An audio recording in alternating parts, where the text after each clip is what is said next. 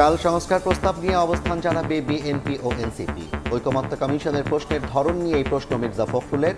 ভোটারের বয়স 16 আর প্রার্থীর বয়স 23 বছর করার দাবি নাগরিক পার্টির। জাতীয় ঐকমত্য কমিশনের স্প্রেডশিটের অবস্থা এবং কমিশনের সদস্যদের বিভিন্ন সময়ের বক্তব্য ও বিশেষ কয়েকটি রাজনৈতিক দলের বক্তব্য বিবৃতির মধ্যে মিল পাওয়া যায়, যাতে জনমনের প্রশ্নের জন্ম দিতে পারে। 16 বছর বয়স থেকে ভোটের বিধান বাংলাদেশে করার জন্য এটা আমরা প্রস্তাব করব কালকে। আগামী নির্বাচনটা গণপরিষদ নির্বাচন হওয়া দরকার। খেলাফত মজলিস ও লেবার পার্টির সঙ্গে কমিশনের সংলাপ, বিচারের আগে ফ্যাসিবাদীদের ভোটের সুযোগ না দেওয়ার আহ্বান নেতাদের। ফ্যাসিবাদ এবং তার দোসর যারা, আগামী নির্বাচনে তার আসার সুযোগ নাই। 4টা প্রদেশকে আমরা সন্দেহের চোখে আমাদেরকে দেখি। অন্যান্য রাজনৈতিক দলের সঙ্গে আলোচনা অব্যাহত থাকবে এবং তার মধ্য দিয়ে আমরা এক জায়গায় আসতে পারবো স্বল্পতম সময়ের মধ্য দিয়ে।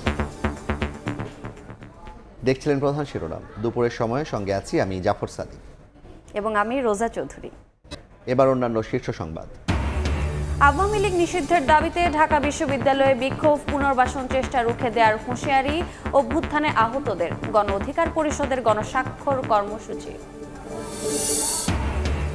ওয়ান হাউস ওয়ান মিডিয়া, একটি কোম্পানি শুধু একটি গণমাধ্যমের মালিক হতে পারবে। সংস্কার কমিশনের প্রস্তাব, সাংবাদিকের নিরাপত্তায় সুরক্ষা আইনের সুপারিশ। বান্দরবান সীমান্তে মিয়ানমার থেকে ছোঁড়া গুলিতে আহত বাংলাদেশের 2 যুবক, হাসপাতালে ভর্তি। আতঙ্কে স্থানীয়রা, কারণ খতিয়ে দেখছে পুলিশ।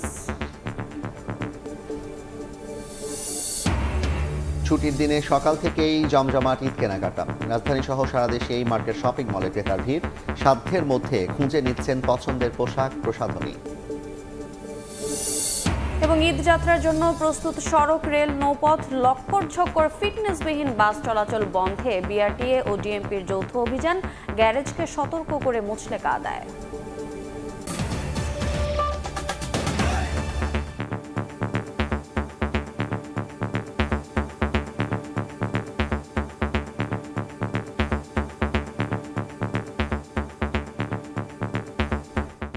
জাতীয় ঐকমত্য কমিশনের প্রশ্নের ধরন নিয়েই প্রশ্ন তুললেন বিএনপি মহাসচিব মির্জা ফখরুল ইসলাম আলমগীর। বললেন, কমিশনের সংস্কার প্রস্তাবের সুপারিশমালায় কয়েকটি দলের বক্তব্যের সঙ্গে মিল রয়েছে, যা নিয়ে জনমনে প্রশ্ন উঠছে।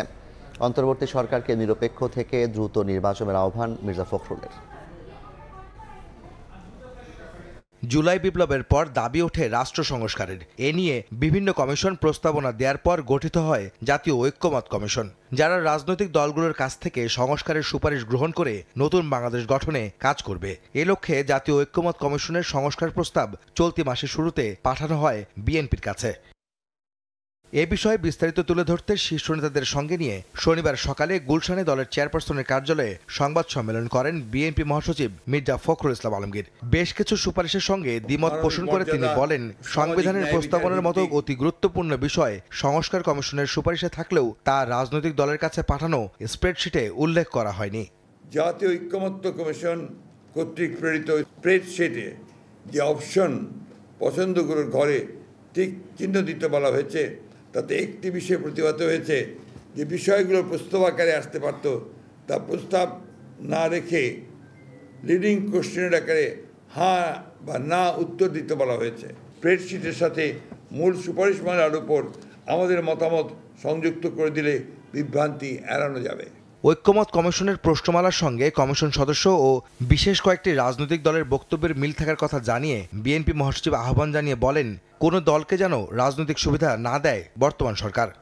জাতীয় ঐকমত্য কমিশনের স্প্রেডশিটের অবস্থা এবং কমিশনের সদস্যদের বিভিন্ন সময়ের বক্তব্য ও বিশেষ কয়েকটি রাজনৈতিক দলের বক্তব্য বিবৃতির মধ্যে মিল পাওয়া যায়, দিতে পারে যে সকল বিষয়গুলো যেন একটি পূর্ব নির্ধারিত কর্ম পরিকল্পনার অংশ, যা গণতন্ত্রের স্বার্থের পক্ষে কিনা সেটা বলা মুশকিল।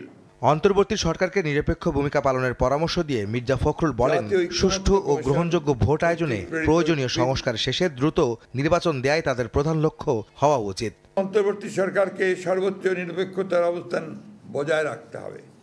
কোনো মহলকে রাজনৈতিক ফায়দা হাসিলের এজেন্ডা যেন সরকারের কর্মপরিকল্পনার অংশ না হয়, সেদিকে সজাগ দৃষ্টি রাখতে হবে।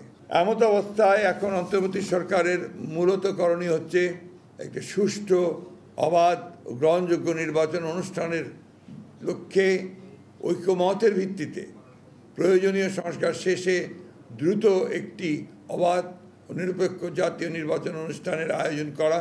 রোববার জাতীয় ঐক্যমত কমিশনের কাছে বিএনপি তাদের মতামত ও পর্যবেক্ষণ জমা দেবে বলেও জানান মির্জা ফখরুল ইসলাম আলমগীর। আহমেদ সালেহীন, সময় সংবাদ, ঢাকা। ভোটারের বয়স 16 বছর ও প্রার্থীর ন্যূনতম বয়স 23 বছর করতে জাতীয় ঐকমত্য কমিশনে প্রস্তাব দেবে জাতীয় নাগরিক পার্টি এনসিপি। সকালে রাজধানীর বাংলা মোটরে সংবাদ সম্মেলনে দলটি জানায়, গণপরিষদের আদলে হতে পারে আগামী নির্বাচন। সংবিধান রচনা শেষে এই গণপরিষদই আইন সভা হিসেবে কাজ করবে। সংলাপের মাধ্যমে রাষ্ট্র সংস্কারে ঐক্যমত্য তৈরি করতে জাতীয় ঐক্যমত্য কমিশনে অবস্থান তুলে ধরছে রাজনৈতিক দলগুলো। রোববার কমিশনের সংস্কার বিষয়ে অবস্থান জানাবে নতুন দল জাতীয় নাগরিক পার্টি। এ নিয়ে শনিবার কেন্দ্রীয় কার্যালয়ে সংবাদ সম্মেলনের আয়োজন করে দলটি। দলের যুগ্ম আহ্বায়ক ও সংস্কার সমন্বয় কমিটির কোঅর্ডিনেটর সারোয়ার তুষার জানান, নতুন বাংলাদেশ গড়ার কারিগর তরুণদের ভোটদান প্রক্রিয়ায় অংশগ্রহণের সুযোগ দেওয়ার পক্ষে দলটি। তাই ভোট দেওয়ার বয়স 16 বছর এবং নির্বাচনে প্রার্থী হওয়ার বয়স 23 বছর করার প্রস্তাব করবে এনসিপি। আসন্ন যে নির্বাচন, এই নির্বাচনে তারা মতামত দিতে পারবে না শুধুমাত্র এই তাদের 18-র নিচে হওয়ার কারণে। এটা আমরা যৌক্তিক মনে করছি না। এই জন্য আমরা মনে করছি যে তাদের বয়স 16 বছর বয়স থেকে, এবং পৃথিবীর অনেকগুলো জায়গা আছে, লাতিন আমেরিকা, ইভেন অস্ট্রিয়াতেও এই বিধানটা আছে যে 16 বছর বয়স থেকে ভোটের বিধান বাংলাদেশে করার জন্য এটা আমরা প্রস্তাব করব। যে ন্যূনতম প্রার্থী হওয়ার বয়স হচ্ছে 21 বছর। আমরা মনে করেছি যে ইট ইজ টু আর্লি, এটা 23 বছর হতে পারে। আগামী নির্বাচন গণপরিষদ নির্বাচন হওয়া উচিত বলে জানান এই এনসিপি নেতা। সংবিধান সংস্কার কাজ শেষ করে নির্দিষ্ট সময় পর এই গণপরিষদেই আইনসভায় রূপান্তরিত হতে পারে বলেও মনে করে দলটি। আর সংবিধান সংশ্লিষ্ট নয় এমন সংস্কার অধ্যাদেশের মাধ্যমে বাস্তবায়নের প্রস্তাব দেয়া হবে। গণপরিষদ নির্বাচন হওয়া দরকার, যে গণপরিষদটা নির্ধারিত সময় পরে, আপনি 120 দিন, 140 দিন কিংবা এটা 6 মাস হতে পারে, একটা নির্দিষ্ট সময়ে তার মানে সংবিধান সম্পর্কিত কাজটা শেষ হওয়ার পরে তারা আইনসভায় পরিণত হবে। এটাকে আমরা বলছি যে গণপরিষদ কাম পার্লামেন্ট। এছাড়া রাজনৈতিক দলগুলোর সঙ্গে আলাপ আলোচনা ছাড়াই 111টি সুপারিশ কিভাবে বাস্তবায়নযোগ্য তার ব্যাখ্যা জানতে চাইবে এনসিপি। তার মধ্যে কিছু কিছু জায়গায় আমাদের কাছে মনে হয়েছে যে এগুলোর ক্ষেত্রে আলোচনার দরকার আছে। শাকির আহমেদ, সময় সংবাদ, ঢাকা। বিচারের আগে আওয়ামী লীগকে নির্বাচনে অংশ নেওয়ার সুযোগ না দেওয়ার দাবি জানিয়েছে খেলাফত মজলিস। আর দ্বিকক্ষ বিশিষ্ট সংসদে একমত হলেও প্রাদেশিক ব্যবস্থার বিরোধিতা করেছে লেবার পার্টি। সকালে জাতীয় ঐকমত্য কমিশনের সঙ্গে সংলাপে সংস্কারের বিষয়ে অবস্থান তুলে ধরেন নেতারা। রাজনৈতিক দলগুলোর সঙ্গে আলোচনার মাধ্যমে দ্রুতই জাতীয় ঐক্য তৈরি হবে বলে আশাবাদ জানান কমিশনের সহসভাপতি আলী রিয়াজ। জাতীয় সংসদ ভবনের এলডি হলে ঐক্যমত্য কমিশনের সংলাপ। শনিবার সকালে প্রথমে যোগ দেন খেলাফত মজলিসের 8 সদস্যের প্রতিনিধি। ঐক্যমত্য কমিশনের সহসভাপতি আলী রিয়াজের নেতৃত্বে সংলাপে অংশ নেন নির্বাচন ব্যবস্থা সংস্কার কমিশনের প্রধান বদিউল আলম মজুমদার, দুদক সংস্কার কমিশনের ডক্টর ইফতেকারুজ্জামান, পুলিশ সংস্কার কমিশনের সফররাজ হোসেন, প্রধান উপদেষ্টার বিশেষ সহকারী মনির হায়দার সহ 6 জন। সূচনা বক্তব্যে আলী রিয়াজ বলেন, সংলাপের মধ্য দিয়ে স্বল্প সময়ের মধ্যেই তৈরি হবে চূড়ান্ত প্রস্তাবনা। মতামতগুলো জানিয়েছেন, সেই মতামতগুলোর ভিত্তিতেই আমরা আলোচনাটা শুরু করব এবং আমরা আশা করি যে আলোচনা শুধু আপনাদের সঙ্গে না, অন্যান্য রাজনৈতিক দলের সঙ্গে আলোচনা অব্যাহত থাকবে এবং তার মধ্য দিয়ে আমরা এক জায়গায় আসতে পারবো স্বল্পতম সময়ের মধ্য দিয়ে। 2 ঘন্টা সংলাপ শেষে খেলাফত মজলিসের মহাসচিব আহমদ আব্দুল কাদের বলেন, বিচারের আগে আওয়ামী লীগকে নির্বাচনে অংশ নিতে না দেওয়ার দাবি জানিয়েছেন তারা। জানান 166টি প্রশ্নমালার মধ্যে 140টিতে একমত হয়েছে তার দল। আমরা নির্বাচনে পড়ে যাই নাই, আমরা সব চাচ্ছি নির্বাচন আগে হয়ে যাওয়া উচিত, কারণ নির্বাচন হয়ে গেলে তো সেটেল হয়ে গেল অনেক দেশ, তখন যে ক্ষমতা আসবে তার ইচ্ছার উপর নির্ভর করবে। যারা ক্ষমাই চায় না এখন পর্যন্ত, খুন করলো, মানুষ মারলো, ছাত্র মারলো, এদেরকে বিচার করা আগে প্রয়োজন। বিচারের আগে এদেরকে নির্বাচনের সুযোগ দেওয়া যাবে না। বেলা 11:30টার পর সংলাপে অংশ নেয় লেবার পার্টির 12 সদস্যের প্রতিনিধি দল। প্রায় 2 ঘন্টা সংলাপ শেষে দলটির চেয়ারম্যান মোস্তাফিজুর রহমান ইরান জানান, দ্বিকক্ষ বিশিষ্ট পার্লামেন্টের পক্ষে এবং প্রাদেশিক ব্যবস্থার বিপক্ষে তার দল। 166টি প্রশ্নমালার মধ্যে 147টি বিষয়ে একমত হওয়ার কথা জানান তিনি। আমরা মনে করি যে বাংলাদেশে দ্বিকক্ষ বিশিষ্ট পার্লামেন্টের দরকার আছে। 4টা প্রদেশের কথা বলা হয়েছে, আমরা এই 4টা প্রদেশকে আমরা সন্দেহের চোখে আমাদেরকে দেখি। এখনো কিন্তু অশান্ত আমাদের পাহাড়ি অঞ্চল। সেক্ষেত্রে আমরা মনে করি, লেবার পার্টি মনে করে যে আমাদের এই প্রাদেশিক ব্যবস্থাটা এটা বাংলাদেশের জন্য প্রযোজ্য নয়। 20 মার্চ এলডিপির সঙ্গে আলোচনার মধ্য দিয়ে সংস্কার প্রস্তাবনা নিয়ে সংলাপ শুরু করেছে জাতীয় ঐক্যমত্য কমিশন। 5 বছর যেন তারা কোনো নির্বাচনে যারা যুক্ত হতে না পারে। আবু সাইদ নিশান, সময় সংবাদ, ঢাকা।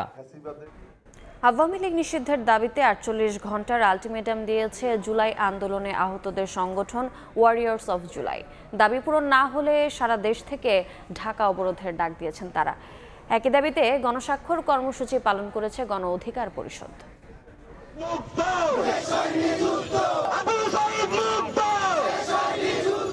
জুলাইয়ের সেই স্লোগান নিয়ে আবারও রাজু ভাস্কর্যের পাদদেশে অভ্যুত্থানে আহতরা। এবারের দাবি সে সময়ে ক্ষমতায় টিকে থাকতে গণহত্যা চালানো আওয়ামী লীগকে নিষিদ্ধ করা। জুলাই আন্দোলন কেবল নির্বাচনের জন্য হয়নি উল্লেখ করে ওয়ারিয়র্স অফ জুলাইয়ের নেতারা বলেন, তাদেরকে সাধারণ জীবনে ফিরিয়ে না দিয়ে আওয়ামী লীগের পুনর্বাসন এদেশে করতে দেওয়া হবে না।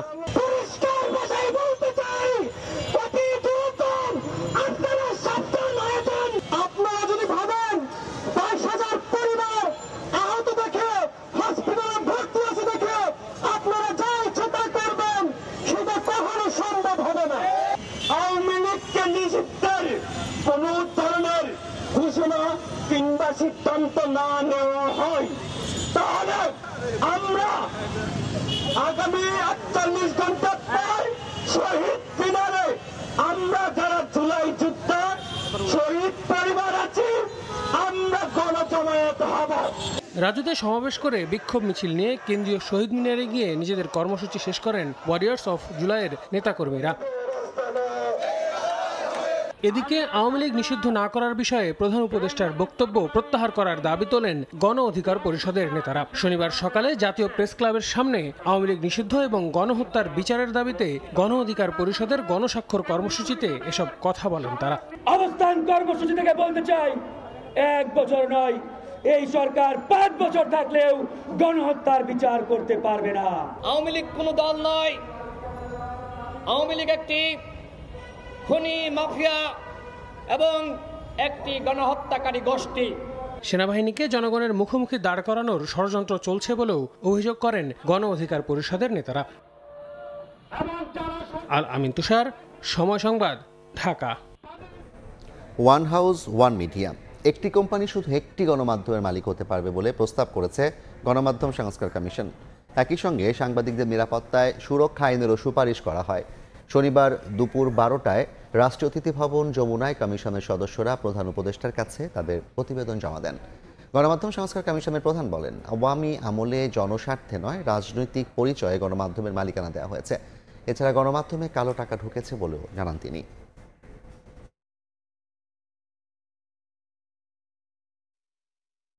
গণমাধ্যমে কালো টাকা ঢুকেছে, এই গণমাধ্যমে মালিকানার সমস্যাটা একটা বড় ধরনের সমস্যায় পরিণত হয়েছে। উন্মুক্ত স্বচ্ছ প্রতিযোগিতার মধ্য দিয়ে টেলিভিশন রেডিওর লাইসেন্স দেওয়া হয় নাই। অনলাইন পোর্টালের যে নিবন্ধন দেওয়া হয়েছে সেটাও কোনো স্বচ্ছ উন্মুক্ত প্রতিযোগিতামূলক পরিস্থিতির মধ্যে দিয়ে বা পরিবেশের মধ্যে দিয়ে দেওয়া হয়নি। এগুলো সবই দেওয়া হয়েছে নেপথ্যে, যোগসাজশে, রাজনৈতিক পরিচয় অথবা অন্য কোনো কারণে। ঈদের উপলক্ষে অতিরিক্ত যাত্রী চাপ সামাল দিতে প্রতিদিন 16টি আন্তনগর ট্রেন চট্টগ্রাম স্টেশন ছেড়ে যাবে। সেই সঙ্গে চট্টগ্রাম চাঁদপুর রুটে চলবে একজোড়া বিশেষ ট্রেন। তবে বাস কাউন্টারগুলোতে যাত্রীর চাপ কিংবা অগ্রিম টিকিট কাটার ভিড় একেবারে নেই বললেই চলে। বিস্তারিত জানাচ্ছেন পার্থপ্রতিম বিশ্বাস। তুলনামূলক সাশ্রয়ী, নিরাপদ ও ভ্রমণ আরামদায়ক হওয়ায় ট্রেনে যাত্রীর চাপ থাকে বেশি। ঈদের সময় সে চাপ বেড়ে যায় কয়েক গুণ। ঈদ উল ফিতরকে সামনে রেখে বেশ কিছু উদ্যোগ গ্রহণ করেছে রেলওয়ে। কয়েকটি রুটে বিশেষ ট্রেন চালানোর পাশাপাশি দূরপাল্লার নিয়মিত ট্রেনগুলোতে যুক্ত করা হবে অতিরিক্ত বগি। লক্কর জক্কর পুরনো বগি মেরামত করে চলাচল উপযোগী করা হচ্ছে। 16টি আন্তনগর ট্রেন চট্টগ্রাম থেকে প্রতিদিন বিভিন্ন রুটে ছেড়ে যাবে। পাশাপাশি চাঁদপুর রুটে চলবে একজোড়া বিশেষ ট্রেন। এসব ট্রেনে 13,000 যাত্রী প্রতিদিন যাতায়াত করতে পারবে। সেই সঙ্গে ট্রেনে আসনের অতিরিক্ত 25% স্ট্যান্ডিং টিকিট যাত্রা শুরুর আগে স্টেশন থেকে পাওয়া যাবে। ট্রেনগুলো স্বাভাবিকভাবে চলমান থাকবে এবং আমাদের ল অ্যান্ড এনফোর্সমেন্ট যে আছে অথরিটি আছে তারা যাত্রীদের নিরাপত্তার জন্য যথাযথভাবে সচেষ্ট থাকবে যাতে ঈদ যাত্রায় কোনো বিঘ্নতা তৈরি না হয়। অতিরিক্ত বগি সহ টোটাল 90টা কোচ আউটটার্ন দেওয়ার লক্ষ্যমাত্রা নির্ধারণ করেছি। সেই অনুযায়ী আমাদের কার্যক্রম চলমান আছে। ইতিমধ্যে প্রায় 60% বগির কোচের কাজ সম্পন্ন হয়েছে, বাকি কোচগুলোর কাজও প্রায় শেষের দিকে। এদিকে বিপরীত চিত্র বাস কাউন্টারগুলোতে যাত্রীদের অগ্রিম টিকিট নেওয়ার চাপ একেবারে নেই বললেই চলে। কাউন্টারগুলো একেবারে ফাঁকা, তবে আরো কয়েকদিন পর থেকে রোজার শেষ দিকে বাস কাউন্টারগুলোতে ভিড় বাড়তে পারে বলে জানান বিভিন্ন বাস কাউন্টারের কর্মকর্তারা। শিডিউল অনুযায়ী গাড়ি আসে, শিডিউলের বাইরে কোনো গাড়ি নাই, আর যাত্রীর চাপও ওরকম এত বেশি নাই। গত রমজানে মোটামুটি চাপ ছিল, অগ্রিম টিকিটের জন্য যাত্রীরা আসতো, অগ্রিম টিকিট কাটতো। এই রমজানে তাও দেখতেছি না। 25 তারিখ থেকে ওই যে চাপটা আমাদের ওই যে ভিড়টা বেশি থাকবে, সেই হিসেবে আমাদের প্রস্তুতি পরিপূর্ণ। ঈদে অন্যান্য বারের মতো এবারও পরিবারের সঙ্গে ঈদের আনন্দ উদযাপন করতে 8 থেকে 10 লাখ মানুষ চট্টগ্রাম ছাড়বে। পার্থপ্রতিম বিশ্বাস, সময় সংবাদ, চট্টগ্রাম। ঈদে ঘরমুখী যাত্রীদের বরণ করতে প্রস্তুত হচ্ছে চাঁদপুর লঞ্চ টার্মিনাল। নিরাপদ এবং ভাড়া কম হওয়ায় নৌপথে যাতায়াত করেন অনেকেই, তাই রাজধানীর সদরঘাট হয়ে নারীর টানে বাড়ি ফেরেন যাত্রীরা। এদিকে বাড়তি চাপ নিয়ে নিরাপদে যাত্রীদের গন্তব্যে পৌঁছে দিতে সতর্ক রয়েছে লঞ্চ চালকরা। ফারুক আহমদের রিপোর্ট, ক্যামেরায় ছিলেন নাইমুল ইসলাম নীরব। নৌপথে যাত্রী পরিবহনে দেশের ব্যস্ত বন্দরগুলোর অন্যতম চাঁদপুর। রাজধানী ঢাকার সঙ্গে সহজ ও নিরাপদ যোগাযোগের অসংখ্য যাত্রীবাহী লঞ্চ চলাচল করে, আর আরামদায়ক এবং ভাড়া কম হয় এখনও জনপ্রিয়তায় রয়েছে নৌপথ। ঈদ উৎসব এলে সেই ব্যস্ততা বাড়ে কয়েক গুণ। এতে বাড়তি যাত্রীর চাপ নিয়ে সতর্ক থাকতে হয় লঞ্চ চালকদের। এই যে না অবস্থা খুবই খারাপ, তাহলে আমরা একটা কিনারে নিয়ে রাখবো, আমাদের সেভে রাখবো যাতে যাত্রী ক্ষতি না হয়। জীবন রক্ষাকারী সরঞ্জাম, লাইফ বয় আর লাইফ জ্যাকেট, অগ্নি নির্বাপক সরঞ্জাম, এগুলো সবই আছে। টার্মিনালে অনেক সময় হাঁটাহাঁটি করতে হয়, কোনো জায়গায় বসার জায়গা নাই। এই জায়গায় তো বসার কোনো সিট নাই, আর যারা আসে সবাই দাঁড়িয়ে থাকে লঞ্চের জন্য। ঈদে বাড়তি যাত্রীর চাপ মাথায় রেখে আরও 3টি গ্যাংওয়ে ও পর্যাপ্ত পন্টুন স্থাপনের উদ্যোগ নিয়েছে BIWTA। 4টা গ্যাংওয়ে হবে, এবার 5টা গ্যাংওয়ে হবে। আমরা সর্বোচ্চ প্রস্তুতি নিয়েছি এবং দুটো তো একদমই প্রশস্ত এবং নতুন করে স্থাপন করা হয়েছে। চাঁদপুর ঢাকা, চাঁদপুর নারায়ণগঞ্জ নৌপথে ছোট বড় 40টি যাত্রীবাহী লঞ্চ চলাচল করে। ফারুক আহমদ, সময় সংবাদ, চাঁদপুর। এবার ঈদ কেনাকাটার খবর।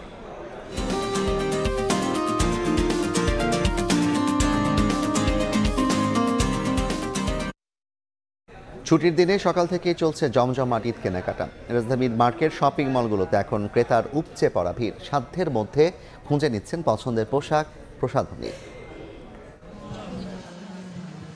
নতুন পোশাকের পাশাপাশি একজোড়া নতুন জুতা না হলেই নয়, তাই রমজানের শেষ দিকে এসে রাজধানীর জুতার দোকানে ক্রেতাদের ভিড় বেশ চোখে পড়ার মতো।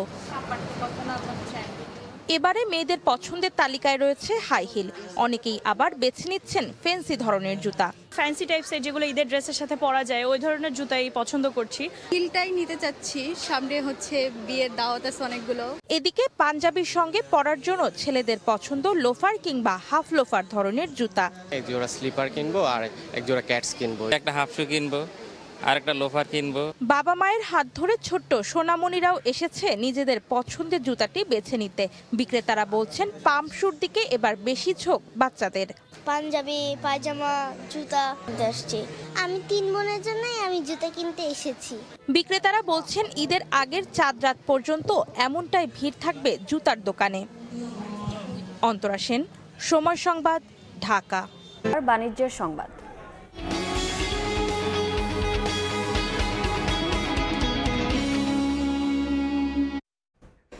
টাকা বেচা কেনার বৈধতাই যেখানে নেই, সেখানে আবার ঈদ সামনে রেখে নতুন নোটের দাম বাড়িয়ে দিয়েছে অসাধু চক্র। তাদের এই দাম বৃদ্ধিকে উস্কে দিয়েছে ঈদে বাংলাদেশ ব্যাংকের নতুন নোট না ছাড়ার সিদ্ধান্ত। টাকার হাটে বেড়েছে মৌসুমি বিক্রেতাদের দৌরাত্ম্য। বান্ডেল প্রতি খরচ পড়ছে 400 থেকে 500 টাকা। এই চক্রকে থামাতে প্রশাসনকে উদ্যোগে হওয়ার তাগিদ বাংলাদেশ ব্যাংকের। সাইফুল ইসলামের রিপোর্ট।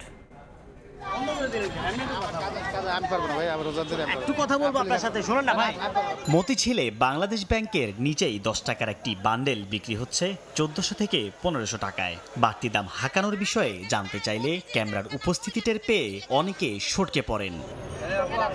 চলতি বছরের জন্য নতুন নোট না ছাড়ার ঘোষণা দিয়েছে কেন্দ্রীয় ব্যাংক।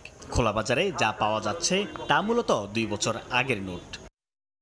গুলিস্তান ও মতিঝিলের বিক্রেতারা 5 টাকার বান্ডেল 150 টাকার বেশি ও 10 টাকায় বেশি নিচ্ছেন 400 থেকে 500 টাকা। বছরের ব্যবধানে দ্বিগুণ দাম নিচ্ছেন 150 টাকার বান্ডিলেও। এবার কোনো টাকা ছাপানো হয় না, যার জন্য এখানে আসলাম যদি পাই। আগের বছরে কিনে স্টক করে রাখছিল এগুলো, অথচ বাংলাদেশ ব্যাংকের সামনেই টাকা পাওয়া যাচ্ছে নতুন টাকা। নতুন নোটের নিয়মিত বিক্রেতাদের দাবি, মৌসুমী ব্যবসায়ীরা দাম বাড়িয়ে দেয়ায় তারা বাধ্য হচ্ছেন বেশি দামে বিক্রি করতে। ব্যবসায়ীদের কাছে ছিল এগো কাছ থেকে আমরা আনি, ব্যাংক থেকে দিছে এগুলো, আগেরগুলো দিচ্ছে, নতুনগুলো দেয় না। খোলা বাজারে এভাবে টাকা বিক্রি করা বৈধ নয় বলে জানাচ্ছেন আর্থিক খাত বিশ্লেষকরা। এটা পুরাতন নোট হতে পারে বা নতুন নোট হতে পারে, 10 টাকার মধ্যে তো কোনো তখন নতুন নোট হলেও এটার ভ্যালু 10 টাকা, পুরাতন হলেও এটার ভ্যালু 10 টাকা। এখন নতুন নোটটা কেনার জন্য যদি আপনি পুরাতন 12 টাকা দিয়ে নতুন 10 টাকার নোটটা কিনতে হয়, এটা তো অবৈধ। এসব অনিয়ম ঠেকাতে কেন্দ্রীয় ব্যাংকের কোনো ভূমিকা নেই উল্লেখ করে সহকারী মুখপাত্র জানান, ব্যবস্থা নিতে হবে প্রশাসনকে। সরকারি নির্দেশনার কারণে বল থেকে নতুন টাকা ছাড়া বন্ধ আছে এবং সত্যিকার অর্থে বন্ধ আছে। বাজারে হয়তো যেগুলো আপনারা দেখছেন সেগুলো হচ্ছে আগে বিভিন্ন সময়ে বিভিন্ন জন যখন নিয়েছে সেগুলোই তারা বিক্রি করছে। কেন্দ্রীয় ব্যাংকের পক্ষে এইগুলো আর কন্ট্রোল করা এখানে সম্ভব না, এখানে পুলিশের আসলে যথেষ্ট সহায়তা দরকার। আগের দেয়া ঘোষণা অনুযায়ী 19 মার্চ থেকে নতুন নোট ছাড়ার কথা জানিয়েছিল বাংলাদেশ ব্যাংক। সাইফুল ইসলাম, সময় সংবাদ, ঢাকা। স্তরের খবর।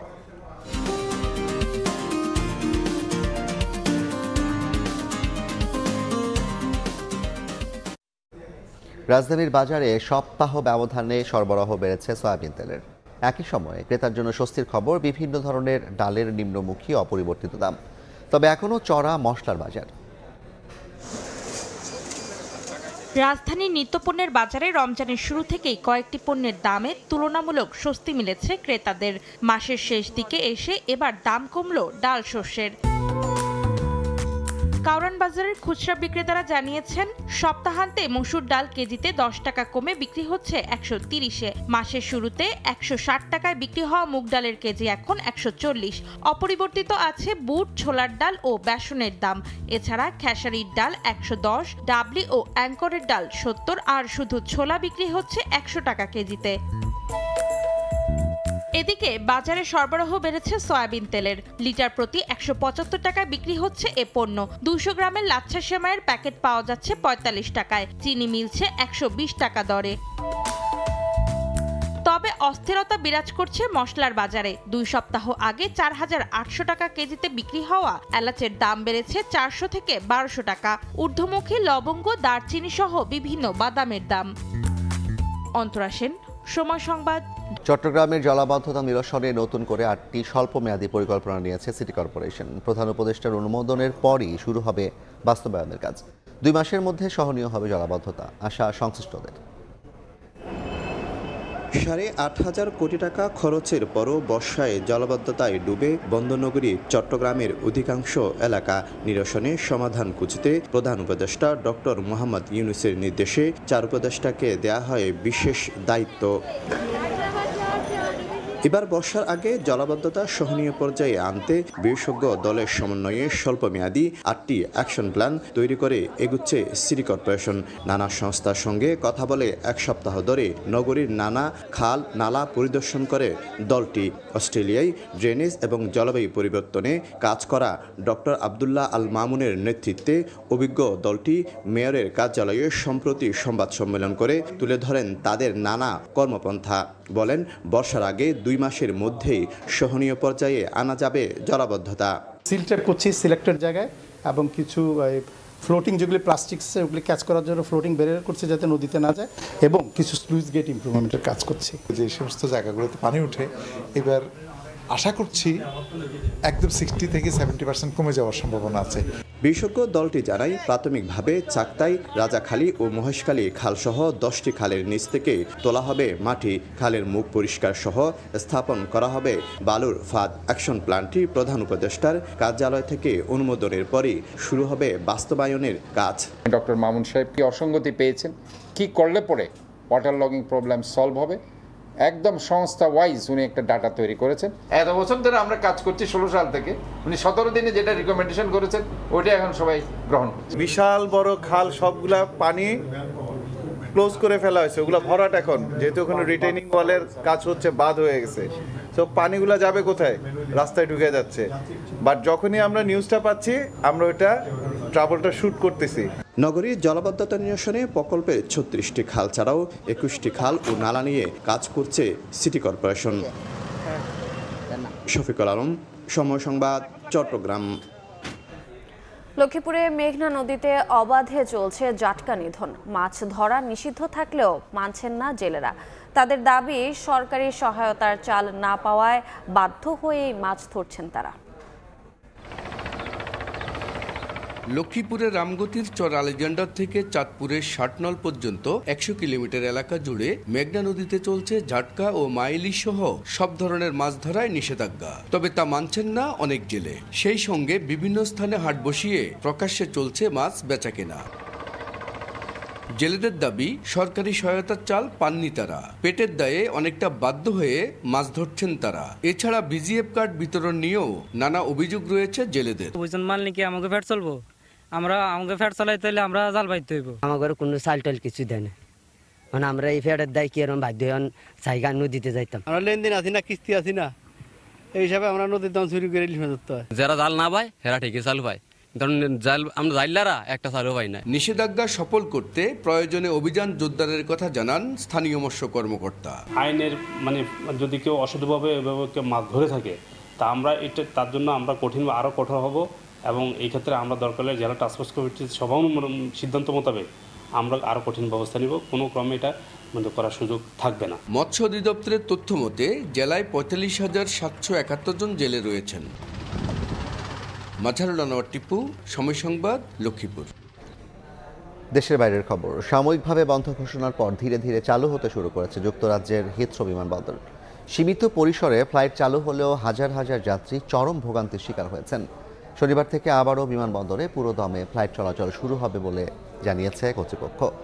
শুক্রবার ভয়াবহ অগ্নিকাণ্ডের পর বিদ্যুৎ বিভ্রাটের কারণে যুক্তরাজ্যের ব্যস্ততম বিমানবন্দরটি সম্পূর্ণভাবে বন্ধ হয়ে যায়। পরিস্থিতি সামাল দিতে কর্তৃপক্ষ যাত্রীদের বিমানবন্দরে না আসার নির্দেশ দেয়। বিদ্যুৎ সংযোগ ফিরিয়ে আনতে নিরলস কাজ করলেও যাত্রীরা চরম ভোগান্তিতে পড়েন। বিমানবন্দরের প্রধান নির্বাহী থমাস ওল্ডবাই জানান, জরুরি ব্যাকআপ ব্যবস্থা কাজ করলেও তা পুরো বিমানবন্দর চালানোর জন্য যথেষ্ট ছিল না। তবে শুক্রবার বিকাল থেকে ধীরে ধীরে ফ্লাইট চলাচল শুরু হয় বিমানবন্দরে। অনুমতিপ্রাপ্ত ফ্লাইটগুলো অবতরণ করতে শুরু করে। বিমানবন্দরের সামাজিক যোগাযোগ মাধ্যমে জানানো হয়, প্রাথমিকভাবে অল্প কিছু ফ্লাইটকে চলাচলের অনুমতি দিলেও পুরোপুরিভাবে বিমান চলাচল শুরু হবে স্থানীয় সময় শনিবার। যুক্তরাজ্যের পরিবহন মন্ত্রী হেইডি আলেকজান্ডার বলেন, বিদ্যুৎ বিভ্রাট বিমানবন্দর কর্তৃপক্ষের নিয়ন্ত্রণের বাইরে ছিল এবং তাদের ব্যাকআপ জেনারেটর কেবল গুরুত্বপূর্ণ সিস্টেমগুলোর জন্য যথেষ্ট ছিল। তবে অগ্নিকাণ্ডের কারণ এখনও স্পষ্ট নয়। পুলিশ জানিয়েছে, এখন পর্যন্ত নাশকতার কোনো ইঙ্গিত পাওয়া যায়নি। যেহেতু এটি জাতীয়ভাবে গুরুত্বপূর্ণ একটি অবকাঠামো, তাই সন্ত্রাস দমন কর্মকর্তারা আগুনের সূত্রপাত খতিয়ে দেখছেন। বিমানবন্দর কর্তৃপক্ষ যাত্রীদের অসুবিধার জন্য দুঃখ প্রকাশ করে দ্রুত স্বাভাবিক কার্যক্রমে ফিরে আসার আশ্বাস দিয়েছে। কর্মকর্তাদের দাবি, অগ্নিকাণ্ডের কারণে একটি মাঝারি আকারের শহরের সমপরিমাণ এলাকা বিদ্যুৎ বিভ্রাটের মুখোমুখি হয়। হিথ্রো বিমানবন্দরে শুক্রবার ১,৩৫১টি ফ্লাইট পরিচালনার কথা ছিল, কিন্তু বিদ্যুৎ বিভ্রাটের কারণে বহু ফ্লাইট যুক্তরাজ্যের অন্যান্য বিমানবন্দরে পাঠানো হয় এবং দীর্ঘ দূরত্বের ফ্লাইটগুলো গন্তব্যে পৌঁছানোর আগে ফিরে যায়। সাদিয়া তাসনিম, সময় সংবাদ। ফেডারেল বিচারকদের ক্ষমতা সীমিত করতে সুপ্রিম কোর্টের প্রতি আহ্বান জানিয়েছেন মার্কিন প্রেসিডেন্ট। আর প্রশাসনের সিদ্ধান্তে দেশব্যাপী স্থগিতাদেশ জারি না করার কথাও বলেছেন ট্রাম্প। বিশ্লেষকরা মনে করছেন, তার এমন আহ্বানের পর টানাপোড়েন দেখা দেবে মার্কিন বিচার বিভাগ ও নির্বাহী বিভাগের সম্পর্কে। ট্রাম্প ও তার প্রশাসনের নেয়া নানা পদক্ষেপের বিরুদ্ধে ফেডারেল আদালতগুলো এখন শতাধিক মামলা চলছে। কিছু বিচারক দেশব্যাপী স্থগিতাদেশও জারি করেছেন। যুক্তরাষ্ট্রে জন্মসূত্রে নাগরিকত্ব পাওয়ার নীতি বাতিলের আদেশ স্থগিত করা নিয়ে নতুন করে সম্প্রতি বিতর্ক তীব্র হয়ে ওঠে। এই বিষয়ে ট্রাম্প প্রশাসন সুপ্রিম কোর্টের কাছে বিচারকদের ক্ষমতা সংকুচিত করার অনুরোধ জানিয়েছে। নিজের সামাজিক মাধ্যম ট্রুথ সোশ্যালে ট্রাম্প জানান, নির্বাহী আদেশ বাস্তবায়নে ফেডারেল বিচারকদের লাগাতার হস্তক্ষেপ প্রশাসনের কার্যক্রমকে ব্যাহত করছে। তাই এ বিষয়ে দ্রুত পদক্ষেপ নিতে হবে। প্রধান বিচারপতি জন রবার্টস এবং যুক্তরাষ্ট্রের সুপ্রিম কোর্ট এই নজিরবিহীন পরিস্থিতি অবিলম্বে সমাধান না করলে দেশ গভীর সংকটে পড়বে বলেও সতর্ক করেন তিনি। এই প্রসঙ্গে যুক্তরাষ্ট্রের প্রধান বিচারপতি জন রবার্টস বলেন, কোনো বিচারিক সিদ্ধান্ত নিয়ে মতপার্থক্য হলে তা আদালতে আপিলের মাধ্যমে সমাধান করা উচিত। তিনি বিচারকদের বিরুদ্ধে অভিশংসনের আহ্বানকে অনুচিত বলে উল্লেখ করেন। ট্রাম্পের প্রথম মেয়াদকালে সুপ্রিম কোর্টে নিয়োগ পাওয়া 3 বিচারক সহ কোর্টের বর্তমান কাঠামো তার পক্ষে কাজ করতে পারে বলে মনে করছেন বিশ্লেষকরা। যদিও মার্কিন প্রেসিডেন্টের পদক্ষেপ কতটা সফল হবে তা নির্ভর করছে সুপ্রিম কোর্টের চূড়ান্ত সিদ্ধান্তের উপর। ফেডারেল বিচারকদের ক্ষমতা সীমিত করার এই প্রচেষ্টা মার্কিন বিচার বিভাগের স্বতন্ত্রতা ও নির্বাহী ক্ষমতার ভারসাম্য নিয়ে নতুন করে বিতর্ক উস্কে দিয়েছে বলে মনে করছেন অনেকে। ইয়াসিন মোহাম্মদ জিসান, সময় সংবাদ। ভয় দেখিয়ে কিছুই আদায় করা যাবে না বলে যুক্তরাষ্ট্রকে কঠোর বার্তা দিলেন ইরানের সর্বোচ্চ নেতা আয়াতুল্লাহ খামেনি। বলেন, তেহরানের বিরুদ্ধে হুমকির ভাষা নয়, কূটনীতি হতে পারে একমাত্র পথ। একই সঙ্গে ইরানের বিরুদ্ধে শত্রুরা কোনো পদক্ষেপ নিলে এর পরিণতি ভয়াবহ হবে বলেও হুঁশিয়ারি উচ্চারণ করেন খামেনি। এদিকে ইরানের পর এবার চীনের তেল শোধনাগারে নিষেধাজ্ঞা আরোপ করেছে যুক্তরাষ্ট্র। এই সিদ্ধান্তকে বেআইনি উল্লেখ করে তীব্র নিন্দা জানিয়েছে বেইজিং। পরমাণু কর্মসূচি নিয়ে ওয়াশিংটন তেহরানের উত্তেজনা দিন দিন বাড়ছে। শুক্রবার ইরানের নতুন বছরের প্রথম দিন নিজ কমপ্লেক্সে ভাষণ দেন দেশটির সর্বোচ্চ নেতা আয়াতুল্লাহ খামেনি। এ সময় যুক্তরাষ্ট্রকে কঠোর বার্তা দিয়ে খামেনি বলেন, তেহরানকে ভয় দেখিয়ে কিছুই আদায় করা যাবে না, বরং শত্রুরা যদি হুমকি কার্যকর করতে চায় তাহলে কঠোর জবাব দেয়া হবে। ইরানের বিরুদ্ধে যুক্তরাষ্ট্র মনস্তাত্ত্বিক যুদ্ধ চালাচ্ছে অভিযোগ এনে খামেনি বলেন, শত্রুরা চায় ইরানিদের ইসলামী শিক্ষা ও মূল্যবোধ থেকে দূরে সরিয়ে দিতে, কিন্তু তাদের এই কৌশল ব্যর্থ হচ্ছে। আগামী সপ্তাহে ইরানের পরমাণু কার্যক্রম নিয়ে হোয়াইট হাউসে যুক্তরাষ্ট্রের সঙ্গে ইসরায়েলের বৈঠকের কথা রয়েছে। এর আগে ইরানের সর্বোচ্চ ধর্মীয় নেতা আয়াতুল্লাহ খামেনিকে পরমাণু ইস্যুতে সমঝোতায় যেতে 2 মাসের জন্য আলটিমেটাম দেন ডোনাল্ড ট্রাম্প। এদিকে ইরানের পর এবার চীনকে টার্গেট করেছে যুক্তরাষ্ট্র। তেহরান থেকে অপরিশোধিত তেল আমদানির অভিযোগে বেইজিংয়ের একটি তেল শোধনাগারের ওপর নিষেধাজ্ঞা দিয়েছে ওয়াশিংটন। যুক্তরাষ্ট্রের এমন পদক্ষেপকে বেআইনি উল্লেখ করে চীনের পররাষ্ট্র মন্ত্রণালয়ের মুখপাত্র মাওনিং বলেন, একতরফা নিষেধাজ্ঞা আরোপের অধিকার ওয়াশিংটনের নেই। চীন তার বাণিজ্যিক স্বার্থ রক্ষায় সব ধরনের পদক্ষেপ নেবে। চীন তার স্বার্থ রক্ষা করতে সব ধরনের ব্যবস্থা নেবে। আমরা যুক্তরাষ্ট্রের বেআইনি নিষেধাজ্ঞা মানি না। মার্কিন নিষেধাজ্ঞার মধ্যেও চীন ও ইরান নিজেদের অর্থনৈতিক নেটওয়ার্ক আরও শক্তিশালী করছে।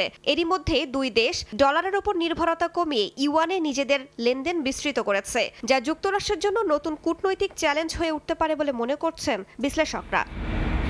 রাইসা জান্নাত, সময় সংবাদ। ম্যাচ খেলতে গিয়ে অনুশীলনের মাঠ না পেয়ে ভোগান্তিতে বাংলাদেশ জাতীয় ফুটবল দল। আগেভাগে শিলংয়ে খেলেও ফুটবলারদের জন্য অনুশীলনের মাঠের ব্যবস্থা করতে ব্যর্থতার পরিচয় দিয়েছে football federation. All India football ফেডারেশনের স্বেচ্ছাচারিতা এবং বাফুফের অদূরদর্শিতার মাশুল দিতে হয়েছে ফুটবলারদের। শাহনেওয়াজ সোহাগের ক্যামেরায় পারভিন আক্তারের রিপোর্ট।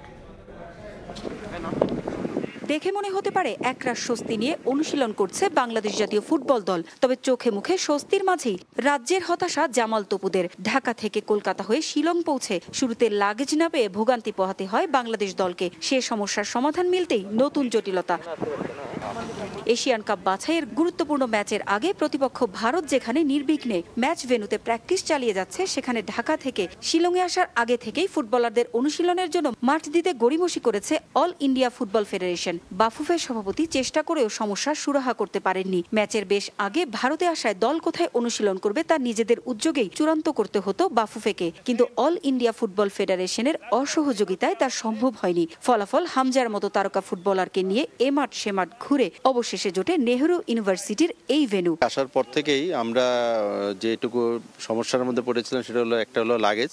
আমাদের প্রায় 16 জনের লাগেজ আমরা পাইনি। হোটেলে এসে দেখলাম যে আমরা যে আমাদের বিএফএফ থেকে যে বুকিং দেওয়া হয়েছে সেখানে বুকিংয়েও যে রুমগুলি অ্যালটমেন্ট ছিল সেখান থেকে কম আছে। ট্রেনিং গ্রাউন্ডটাও তারা বলছিল যেহেতু আমাদের সাথে কথা হয়েছিল অনেক আগে, আমরা এখন এই মাঠটা দিতে পারবো না, আজকে আপনাদের রেস্ট ডে হিসেবে ধরা হয়েছে। বিশ্ব ফুটবলে দিন দিন পেশাদারিত্ব বাড়লেও অন্ধকারে দেশের ফুটবল ফেডারেশন এই সমস্যার উত্তরণ হবে কবে? বড় দলগুলো কোনো ম্যাচ খেলার আগে কয়েক মাস আগে থেকেই ঠিক করে দল কোথায় থাকবে, কোথায় অনুশীলন করবে। সেখানে বাংলাদেশ চায় পরীক্ষার আগের রাতেই সাজেশন পড়ে পাশ করতে। এফসির বা ফিফার যে রুল থাকে যে 2-3 দিন আগে আসার, সেখান থেকে আমরা যে 2 দিন বেশি আসছি, সেটার যে জিনিসটা আমি মনে করি যে আমাদের আরো নিজস্ব পেশাদারিত্ব আরও বেশি এটা আনতে হবে, নইলে আসলে দিনকে দিন আমরা এভাবে পিছিয়ে যাব। হোম অ্যান্ড অ্যাওয়ের অ্যাডভান্টেজটাকে যদিও তারা নিতে চায়, আমাদের এখানেও কিন্তু হোম আছে, তাহলে আমরাও সেরকম যদি অ্যাডভান্টেজ নিতে চাই সেটা করতে হবে। আমরা আতিথ্যপনা করি, হ্যাঁ, একটু হ্যাসেলের মধ্যে আমরা পড়েছি। বাফুফের অপেশাদার আচরণের কারণে শিলংয়ে আসার পর থেকে এখন পর্যন্ত নিজেদের প্রস্তুতি ভালোভাবে সেরে নিতে পারেনি বাংলাদেশ জাতীয় ফুটবল দল। ভবিষ্যতে জাতীয় দলের সফরের ক্ষেত্রে ফেডারেশনকে আরও পেশাদার হওয়ার পরামর্শ লাল সবুজের প্রতিনিধিদের। মেঘালয়ের শিলং থেকে পারভিন আক্তার, সময় সংবাদ। এ পর্যায়ে শীর্ষ সংবাদগুলো জানিয়ে দিচ্ছি আরেকবার। ঐকমত্য কমিশনের প্রশ্নের ধরন নিয়েই প্রশ্ন মির্জা ফখরুলের। সুপারিশমালার সঙ্গে কয়েকটি দলের বক্তব্যে মিল থাকার দাবি। কাল সংস্কার প্রস্তাব দেবে বিএনপি। ভোটারের বয়স 16 বছর করার প্রস্তাব দেবে এনসিপি। ঐকমত্য কমিশনের সঙ্গে খেলাফত মজলিসের ও লেবার পার্টির বৈঠক। ফ্যাসিবাদীদের নির্বাচনের সুযোগ না দেওয়ার আহ্বান। এবং আওয়ামী লীগ নিষিদ্ধে 48 ঘন্টার আলটিমেটাম গণ অভ্যুত্থানে আহতদের পুনর্বাসন চেষ্টা রুখে দেওয়ার হুঁশিয়ারি। গণ অধিকার পরিষদের গণস্বাক্ষর কর্মসূচি।